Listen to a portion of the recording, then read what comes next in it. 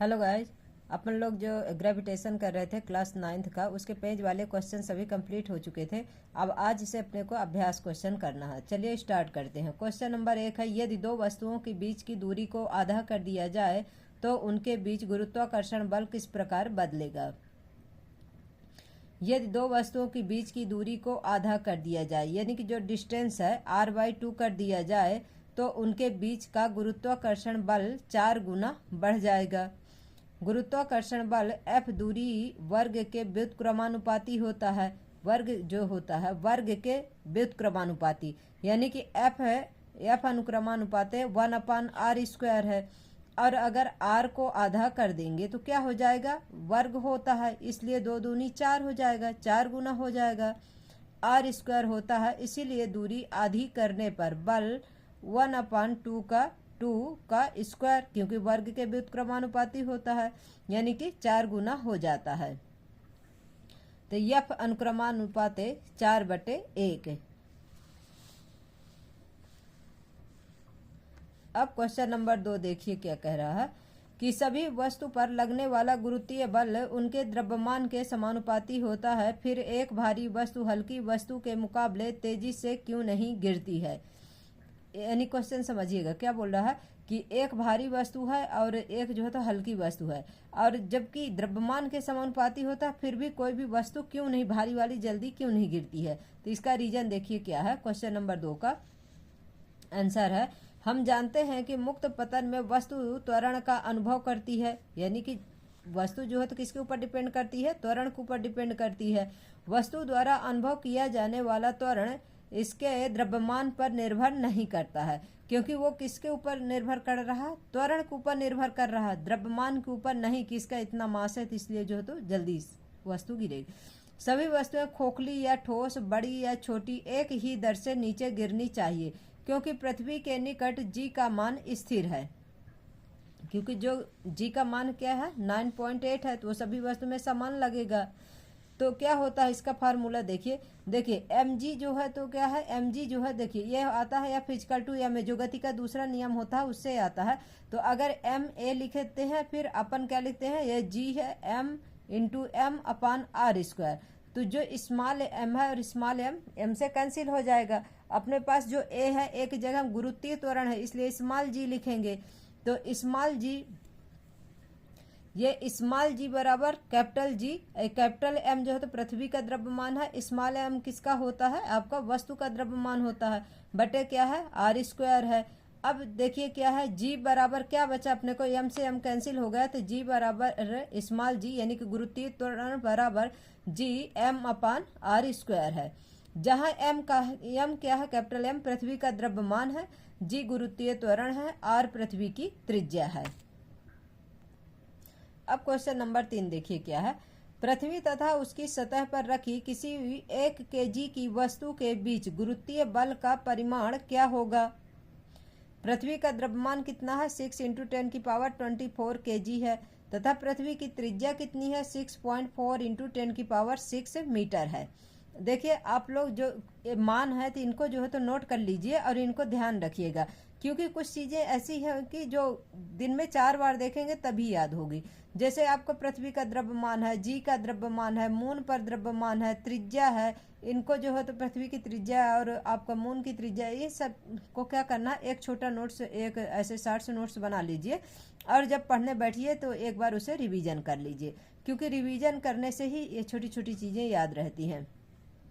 तो देखिए क्या है आंसर इसका, पृथ्वी तथा उसके पृष्ठ पर रखी किसी वस्तु के बीच गुरुत्वीय बल का परिमाण क्या है। देखिए तो क्या इसमें फार्मूला लगता है, F = G m × m/r²। ये समीकरण नंबर 1 हो गया। जहां स्मॉल m क्या है आपका 1 kg, मतलब ये क्या है, स्मॉल m द्रव्यमान होता है, मतलब किसी वस्तु का, किसी पिंड का द्रव्यमान होता है। कैपिटल M क्या है, पृथ्वी का द्रव्यमान है, पृथ्वी का द्रव्यमान कितना है, 6 × 10⁻24 kg है। अब इसके बाद क्या है, r बराबर कितना है, इसकी r क्या है, त्रिज्या है पृथ्वी की, 6.4 × 10⁻6 मीटर है। g का मान कितना होता है, 6.7 × 10⁻11 न्यूटन मीटर स्क्वायर kg² होता है। इनको ये छोटी छोटी चीजें हैं गाइस, ये सवाल में दिया भी रहता है, फिर भी अपने को अगर पूछ ले तो ये सभी का मान बनना चाहिए। अब देखिए क्या है, दिए गए मान को समीकरण 1 में प्रतिस्थापित करने पर हमें प्राप्त होता है न्यूटन के द्वितीय नियम से हमें क्या मिलता है, बल का फार्मूला मिलता है। बल का फार्मूला क्या होता है, F इक्वल टू जो है तो ma होता है। तो यहाँ पर गुरुत्वीय त्वरण है, इसलिए जो है तो स्मॉल g लिखेंगे, क्योंकि F बराबर mg हो जाएगा। गुरुत्वाकर्षण बल बराबर क्या हो गया, F equal to G M M upon R square हो गया। समीकरण नंबर 2 हो गया। अब समीकरण 1 और 2 को दोनों को जब एक साथ रखेंगे तो अपने को क्या मिलेगा, जिससे अपन गुरुत्वीय त्वरण निकालते हैं वो फार्मूला मिल जाएगा। तो देखिए mg equal to G M M upon R square है। अब इसमें स्मॉल m से स्मॉल m कैंसिल हो गया, तो क्या मिल गया अपने को, g equal to G M upon R square. इसी से क्या निकालते हैं अपन, गुरुत्वीय त्वरण निकालते हैं। अब देखिए इसमें जो मान दिया है तो इसमें अपने को सब मान रख देना है। स्मॉल जी अपने को निकालना है क्योंकि गुरुत्वीय त्वरण निकाल रहे हैं। इक्वल टू कैपिटल जी क्या है, 6.67 इंटू 10 की पावर माइनस 11 दिया हुआ है, newton metre square KG square है, इंटू जो है तो पृथ्वी का जो द्रव्यमान है कितना है, 6 इंटू 10 की पावर 24 केजी है, इंटू क्या है 1 केजी आपके जो सवाल में दिया हुआ है। फिर आपके त्रिज्या बटे आर स्क्वायर है, तो आर कितना दिया हुआ है, 6.4 इंटू 10 की पावर 6 मीटर स्क्वायर है। अब देखिए अगर जैसे इतने, इसके बाद डायरेक्ट बुक में क्या लिख दिया, 9.8 मीटर, जैसे क्या लिख दिया 9.8 मीटर पर सेकंड स्क्वायर गुरुत्वीय त्वरण का मान आता है। लेकिन इसे हमें ऐसा लगा कि हम आपको इसे थोड़ा डिटेल में बता देंगे, इसलिए जो है तो इसको हम आपको डिटेल में बताएं। देखिए थोड़ी सी ये छोटी बात है लेकिन इसे जानना जरूरी कि आधार समान होने पर घात क्या होती हैं, जुड़ जाती हैं। क्योंकि देखिए यहाँ पर 10 की पावर 11 है, यहाँ पर 10 की पावर 24 है, ये माइनस का 11 और ये प्लस का 24 है। जब इन्हें आपस में जोड़ेंगे तो अपने को क्या मिलेगा, प्लस का 13 मिल जाएगा। अब देखिए आगे, इसके बाद देखिए गाइज ये क्या है, अपने को मिल रहा है कि g इक्वल टू 6.67, क्योंकि कैपिटल जी का मान है ना 6.67 इंटू 10 की पावर 11 इंटू 6 की पावर 6 इंटू 24 किसका था, पृथ्वी का द्रव्यमान। अब इसमें घात जुड़ जाती हैं, अपन मात्रक को इधर लिख लेते हैं, न्यूटन मीटर स्क्वायर बटे केजी है। अब जब घात को यहाँ पर लिख लेते हैं तो प्लस का 24 और माइनस का 11 से क्या हो जाएगा, आपका प्लस का 13 मिल जाएगा। और नीचे आर स्क्वायर है, इसलिए अपन त्रिज्या को क्या लिख सकते हैं, 6.4 इंटू 10 की पावर 6 इंटू 6.4 इंटू 10 की पावर 6 मीटर लिखेंगे। इसके बाद क्या होता है, g equal to 6.67 into 6 into 10 की पावर 13, अपने को कितना बचता है, 13 मिलता है ऊपर से, न्यूटन मीटर स्क्वायर केजी। अब नीचे क्या है, 6.4 इंटू 6.4 इंटू 10 की पावर 12, क्योंकि दोनों में 6 था ना, तो 6 12 हो गया। अब ये जो 12 है अपने को, इसको जब ऊपर ले जाएंगे तो ये क्या होगा, अंश से हर में जाएगा, तो ये माइनस का 12 हो जाएगा। ये जो प्लस का 13 है अपने पास, इसमें क्या हो जाएगी, ये घात माइनस का 12 हो जाएगा। गाइज हम इसको इसलिए डिटेल से आप लोगों को बता रहे हैं जिससे आप लोगों को ये समझ में आ जाए कि 9.8 मीटर पर सेकंड स्क्वायर किस तरह से अपने को प्राप्त होता है। नहीं तो हम तो डायरेक्ट भी लिख सकते थे 9.8 और बोल देते कि गाइज आप लोग अपने से सॉल्व कर लीजिएगा, बट सबको नहीं आता है सॉल्व करना, इसलिए आप लोगों को बता रही हूँ। देखिए नोट क्या है, जब हर से अंश में घात को ले जाते हैं, जैसे ये घात है 10 की पावर 12, इसे ऊपर ले जाते हैं, तब क्या होता है, तब घात माइनस से प्लस हो जाती है। अगर यहाँ माइनस का 12 होता तो यहाँ प्लस का 12 हो जाता। अगर यहाँ प्लस का है तो ऊपर ले जाएंगे तो क्या हो जाएगा, माइनस हो जाती है। इस बात को ध्यान रखिएगा। अब देखिए क्या है, g बराबर 6.67 इंटू 6 इंटू 10 की पावर 13 माइनस 12 हो गया, बटे 6.4 इंटू 6.4 न्यूटन केजी हो गया। अब देखिए क्या है इसके आगे, g equal to 6.67 into 6 into 10 की पावर 1, क्या बचा 1, पर तब 1 का तो कोई वो नहीं है कि 1 लिखना है, 1 ना लिखेंगे तो भी चलेगा, ठीक है। 6.4 इंटू 6.4 न्यूटन केजी है। अब देखिए इसमें को किस में आता है, मीटर पर सेकंड में आता है, इसलिए केजी बटे केजी इंटू मीटर पर सेकंड स्क्वायर है, तो केजी से केजी कैंसिल हो जाता है, जो अपन बल का जो निकालते हैं फार्मूला उससे, और अपने को क्या बचता है, मीटर पर सेकंड स्क्वायर बचता है। इसके बाद क्या मतलब ये जो न्यूटन है ना, पूरा एफ का जो फार्मूला होता है बल का, उसी के ऊपर न्यूटन, उसे पूरा क्या लिखा जाता है, न्यूटन लिखा जाता है। अब देखिए क्या होता है, जब इनको दोनों को आपस में मल्टीप्लाई करते हैं 6.67 इंटू 6 को, और तो कितना आता है अपने को 40 इंटू 0 2 इंटू 10 आ जाता है। आप लोग इसे गुणा कर लीजिएगा गाइस, क्योंकि हम तो सब सॉल्व किए हैं उसके बाद इसमें रखें, पर आप लोग अपने से करेंगे तो क्या है कि आपको नॉलेज हो जाएगा गाइस। और जैसे जिनकी मैथ वीक रहती है गाइस, उनको क्या है कि क्वेश्चन आंसर करने में मैथमेटिक्स से बिल्कुल दूर भागते हैं। फिर इसका जब 6.4 इंटू 6.4 है तो 40 इंटू 40.96 क्या आ गया आपका, इसका मल्टीप्लाई करते हैं। तो इसके बाद जब इसका 10 का इसमें मल्टीप्लाई करेंगे तो क्या आ जाएगा अपने को मान, जी का मान जी इजकल टू 400.2 आ जाएगा, बटे में क्या आ जाएगा 40.96 आ जाएगा, मीटर पर सेकंड स्क्वायर आएगा। अब इसका इसमें आप भाग दे दीजिए, जब भाग दे देंगे तो क्या हो जाएगा, इसमें जी का मान 9.8 मीटर पर सेकंड स्क्वायर आ जाता है। तो गाइज आप लोग इतना तो काम कर लेंगे आप लोग। अभी देखिए आप लोगों को पूरा डिटेल में बता दी हूँ, तो आप लोग इसका भाग इसमें दे लेंगे तो आपको इतना मिलता है। 9.8 एग्जैक्ट नहीं आता, 9.7 करके आता है गाइज, तो 7 करके, तो इसलिए अगर पॉइंट के बाद अगर 50 से ऊपर रहता है तो अपन उसे 8 ले लेंगे। तो पृथ्वी का गुरुत्वीय त्वरण कितना है आपका, 9.8 मीटर पर सेकंड स्क्वायर। अब देखिए क्वेश्चन नंबर 4 देखते हैं अपन। क्वेश्चन नंबर 4 क्या है, पृथ्वी तथा चंद्रमा एक दूसरे को गुरुत्वीय बल से आकर्षित करते हैं, क्या पृथ्वी जिस बल से चंद्रमा को आकर्षित करती है वह बल उस बल से जिससे चंद्रमा पृथ्वी को आकर्षित करता है बड़ा है या छोटा है या बराबर है, बताइए क्यों। क्वेश्चन नंबर 4 का आंसर देखिए, पृथ्वी जिस बल से चंद्रमा को आकर्षित करती है चंद्रमा भी उतने ही बल से पृथ्वी को आकर्षित करता है। यानी कि कोई भी पिंड होगा, जितना बल पृथ्वी लगाती है उतना ही बल जो कोई भी वस्तु है, कोई भी पिंड है, वो भी बल लगाता है। क्योंकि न्यूटन के गति के तीसरे नियम के अनुसार क्रिया तथा प्रतिक्रिया बराबर तथा विपरीत दिशा में होती हैं।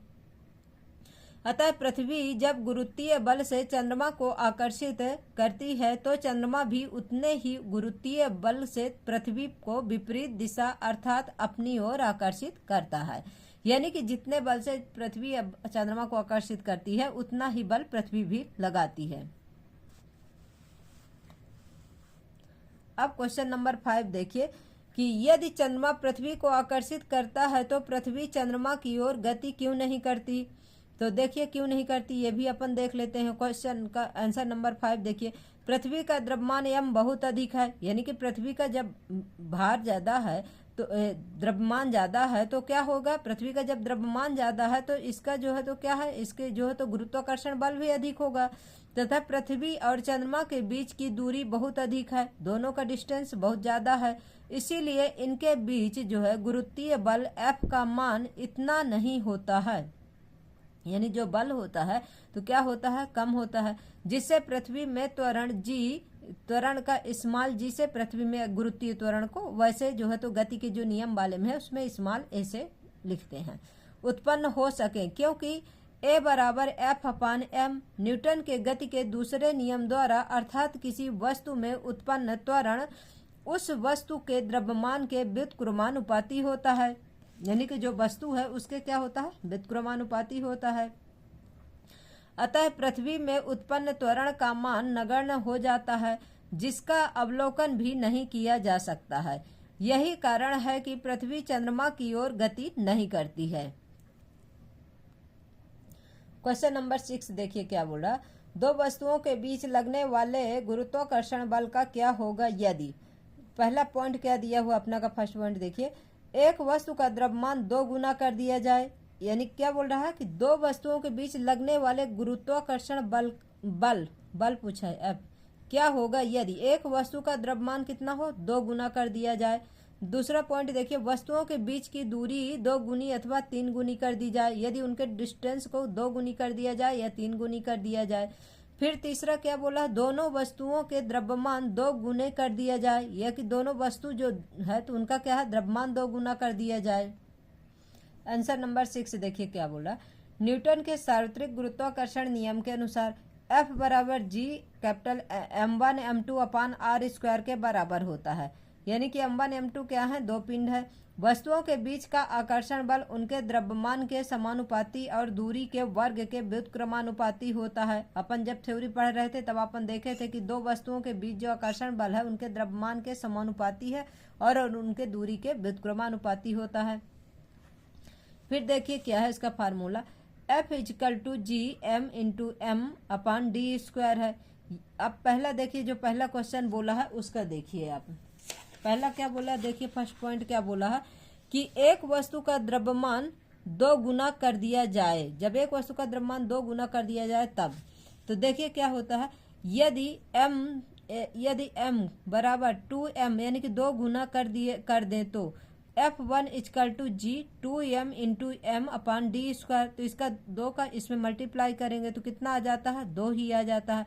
तो जी M into M upon D square बराबर कितना बल लग रहा है, 2F, यानी कि 2 गुना लग रहा है, अर्थात F1 बराबर 2F है। अतः गुरुत्वाकर्षण बल का मान कितना हो जाएगा, 2 गुना हो जाएगा।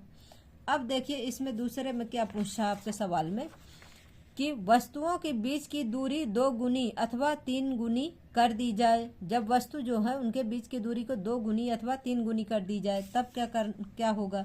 तो अब देखिए इसमें क्या बोल रहा है कि गुरुत्वाकर्षण बल का मान दो वस्तुओं के बीच की दूरी के वर्ग का क्या होता है, व्युत्क्रमानुपाती होता है। ये जो फार्मूला में दिया है कि F equal to G M into M upon D square, तो दोनों डिस्टेंस के वर्ग के व्युत्क्रमानुपाती होता है।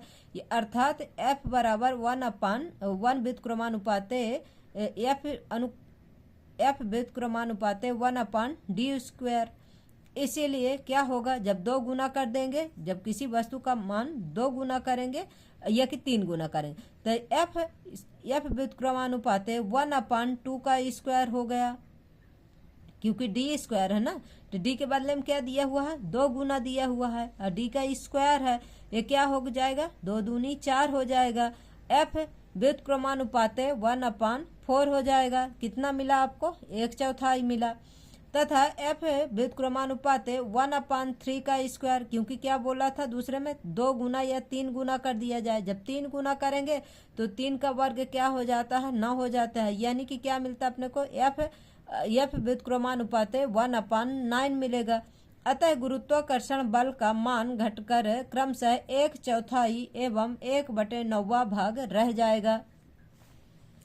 अब तीसरा क्या बोलता है, देखिए तीसरा सवाल में क्या बोलता है कि दोनों वस्तुओं के द्रव्यमान 2 गुने कर दिए जाएं। जब 2 वस्तुएं हैं और उनका द्रव्यमान कितना कर दिया जाए, 2 गुना कर दिया जाए, तब देखिए क्या होता है, F equal to G M into M upon D square, m into M upon D square.